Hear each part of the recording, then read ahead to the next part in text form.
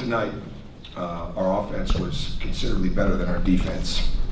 And one of the reasons our defense wasn't nearly as good is because we've got to understand game plans. And that's where our youth shows up too much, because we didn't have a lot of things that we wanted to take away, but there were certain things that we specifically wanted to take away.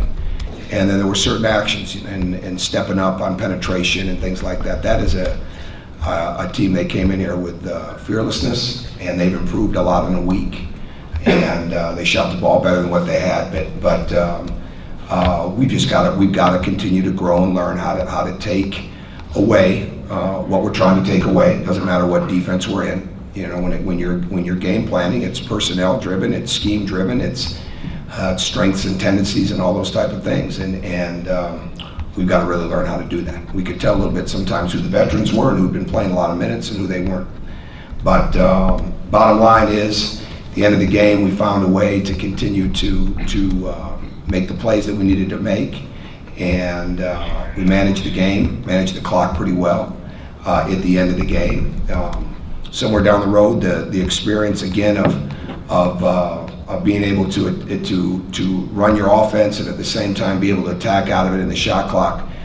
This is where it already helped us. Texas Southern, we started to do it late in the game, and it helped us certainly the other night on Thursday, and it helped us tonight. So the more I watch this team, the more I think we may have quite a few close games. And so every part of that experience is better. But we've got a short period of time to improve, because the team we're playing on Monday night, Eastern Washington, maybe not a household name program and of players, but their three-point shooting is as good as any non-conference. We were talking about this yesterday as a staff. I don't know of a non-conference team we brought in here that shoots the ball this way as part of this Hoosier Classic, and I would liken their shooting to what you deal with when you're dealing with Wisconsin and Michigan, and to the point where almost everybody on the court, 4 or 5 guys, can shoot three and shoot it at will. They made 11 threes tonight in a 9-point loss at SMU. And I'm not surprised at all, and I think SMU is really good, but I think Eastern Washington is going to be a very tough test for us, because we're going to have to play differently than we played tonight. Tonight was more about penetration. That night's going to be more about three-point shooting. And we're going to get a severe test, and I'm excited for it, because last year we led the league in three-point defense, and this is a new year, and we've got to understand the same things that go into that. And I haven't really studied the box score enough to really look at individual performances, but bottom line is, we turned around from a big win the other night. We're not even remotely looking at it as in the sense of letdowns and things of that nature. We just weren't as locked in to game plans, because we've got to go through the experience, and we've got to really understand what we're trying to take away. So we'll be better for it as we go forward. Go ahead. Zach? There was a point, I guess, late in the second half where you went with just a 5-guard lineup. Mm-hmm. I think to try and stop, I think they scored on 7 consecutive possessions. Mm-hmm. Was that more about what the guys on the floor were doing, or maybe what some of the guys that weren't on the floor weren't doing? That was more about a conversation I had with Doug Collins, and probably whenever Larry Brown won the championship in Detroit. I was at the series up in Detroit when I was coaching at Marquette, and Detroit was playing Miami, and Doug was doing the game. And after the game, we had a chance to visit. He'd always been good to me, and known him for a long time. We started talking about end-of-game situations. I said, what's your key the last 5 minutes of the game? He said, play your 5 toughest players. He said, don't worry about position, don't worry about egos, play your 5 toughest players. And I've always filed that away. And there's been times we've done it. Tonight, that was absolutely one of them. And it doesn't mean that the other guys weren't, okay? It means that gave us the best chance to win tonight. And that's what they have to understand, is that we're going to do whatever gives us the best chance to win that night. Everybody here gets to improve constantly. There's not one guy that doesn't have the opportunity to get better daily. But when it's time to win the game, it's time to win the game. And I don't think we're a team right now that can worry about positions and sizes. I mean, there's very few people that can defend the low post like Yogi Ferrell, and he's not a low post player. Robert Johnson's getting there. I made the change at halftime with Stan Robinson, because it's not about the size, it's about the technique to a degree, but it's about the fight. And again, I mean, we come out of this game, we had 7 turnovers at half. We played that whole second half and get 2 turnovers, and one was Troy's at the end to Hunter was just ridiculous. Made no sense. So that's why the substitution was made there. But But we're getting better. We're getting better with the offense and things of that nature. We just have to have the same team level commitment on the defensive end. And those 5 guys, I thought at the end of the game, with the insertion of Hunter on the 3-second baseline out of bounds, gave us that. Terry? What was it like having Devon here? It was nice. It was good. It was good. He wanted to come the other night, and he just wasn't feeling up to that. And it was pretty much a surprise for those guys. And I knew this afternoon, and it's amazing. It's been 3 weeks, and when he basically walked in the building, and I saw him 3 weeks earlier, was basically the first time he was able to put a sentence together that night up in the hospital. And it's a little like our team. Every day matters for him, every day, and nothing can be taken for granted.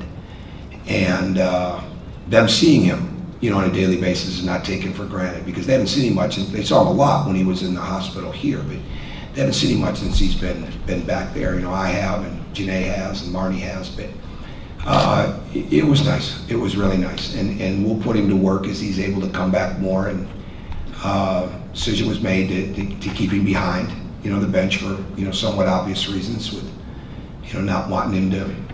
It's just new. It's one of the first 3 times he's been out, so just sit there and kind of take it in and come out for timeouts. Saw him making a couple points, so it was great to have him. And we're looking forward to hopefully having him more, but I don't think it's anything that we're right now ready to have on a continual basis, but we're proud of the progress that he's making, and it meant a lot for everybody to have him here. It did. Okay. You only whistled for 12 fouls tonight. The last 2 games, you've kept people off the free throw line. What's been the Biggest key tonight was keeping them off the free throw line. So that was, when you really look at the 3 or 4 key things that we have for these games, that was number 1 to us, because they were averaging 30 free throw attempts in the game. Now, probably a couple times we should have fouled them because we gave up too many easy baskets in the paint. We've got to get that better, and we've got to get our rotations better. But we don't step up. We're not a step-up team. We're not a step up and let them drop the ball off team. And short time of practice, and that was one of the emphases that we had, but we just didn't get that across as much. But that's key, because again, not only would they be getting to the foul line, they'd be putting some key guys in foul trouble. So that was a big part of the game, and we're fortunate to do that. I think we're being active. I think we're constantly trying to understand how to guard people better. There were times that we gave up way too many easy drives based on scouting report defense and what their strengths were, but at least we didn't bail it out very much with the foul. So awareness, I think like always it helps when we bring referees into practice, and they take it obviously a little bit more serious than when the coach is blowing the whistle. We have some coaches who don't blow the whistle very much, so but they're learning in that area, so that's going to be key for us. We need to get to the foul line and not put people there. You use both the zone and the man-to-man defense tonight. How close do you think you are to establishing a defensive identity, or still going to experiment? I don't call it experiment. That's not a word that a coach. You might experiment in an exhibition game or experiment in a scrimmage. You don't experiment in a game. You move things around, and really we were just trying to get the penetration stop tonight. So we're a different defensive. Everything starts with man principles. Okay, no matter what you're in. And we'll do different things, but the bottom line is that we've got to do a better job of containing penetration, understanding scouting report defense, and not stepping up on penetration when it comes. So we've got to do a better job. I thought we didn't do a very good job of perimeter defense at all when it came to ball pressure in the first half, and it came to dribble penetration in the second half. And then we got careless with our step-ups, which gave them too many easy baskets. So that's got to be part of our identity. Defensive transition's got to be part of our identity, and that's got to improve a great deal. So we got a short period of time to get that refocused and re-energized before Monday night, because they get numerous threes in transition, or they've gotten numerous threes in transition, and we're gonna have to take that away. But this group's got a good spirit. They want to get better, so I know they'll dive in. Jeremy? Limited minutes for Emmett tonight, but how important was it for him to kind of get his feet wet? I think it was good. We put him in a tough spot when I changed defenses the second time he was in. He wasn't ready for that. That was one of those things where when he just gets down and plays and uses his body, I think that's good. He got a couple of baskets. He gets to the rim. He's got quickness and speed. He's going to be a key guy for us moving forward, especially without Devon. I mean, Devon covered so much ground defensively for us with his rebounding, and was an excellent guy at position defense and could come off the ball and block shots at his size. And Emmett's got to bring us some of that. So it was good to get him out there, and he needs to become a key contributor for us.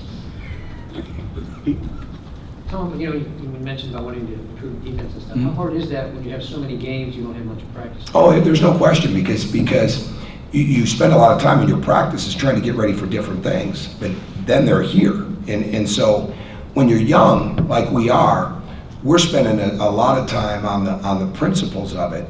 And so it's more about, it's not as much about the scouting report part. It's not as much about we're taking the right hand or we're taking the left shoulder. And that, you grow into that. But we've got to get that developed in a hurry. But that's part of the beauty of playing a schedule like this. They've got to adjust on the fly. You see whose concentration and focus picks up. And I just don't want them to get to a point where they think that we'll just bail ourselves out with a 3 or with a dunk.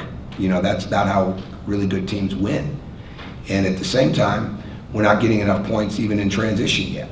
So those will come, but we've got to do a better job of defending the paint. And so most importantly, that's that penetration, because even again with Monday night, they're a very good penetrating kick it team. They're not necessarily penetrating score it team, they're penetrating kick it out for threes. So our footwork was a little slow and sloppy tonight.